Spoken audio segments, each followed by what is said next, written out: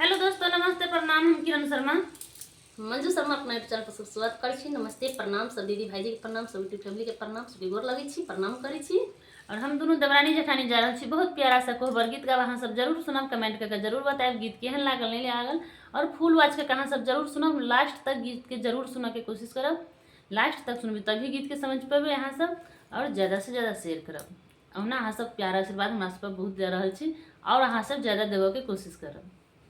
लाल तकिया है गुलाब तकिया, लाल तकिया है गुलाब तकिया, कर फेरू न बलमुआ हमारो रिया, कर फेरू न बलमुआ हमारो रिया।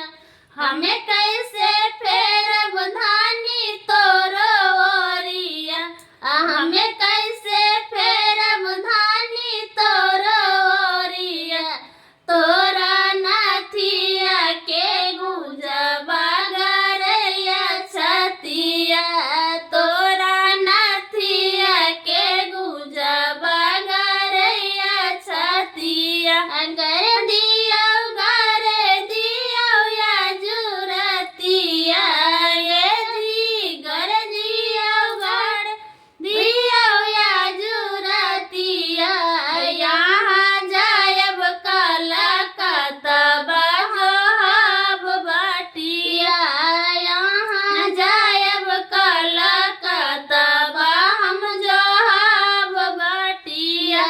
लाल तकिया है गुलाब तकिया, लाल तकिया है गुलाब तकिया, कर फेरू न बलमुआ हमार ओरिया, कर फेरू न बलमुआ हमार ओरिया। हमें कैसे फेरब धानी तोरो ओरिया, हमें कैसे फेरब धानी तोरो ओरिया, तोरा टिकबा के गुजबा गरैया जहिया, तोरा टिकबा के गुजबा गरैया देहिया, गर दियो या जुरतिया, ये जी गर दियो या जुरतिया, यहाँ जायब कलकत्ता हम जोहाब बटिया, यहाँ जायब कलकत्ता हम जोहाब बटिया।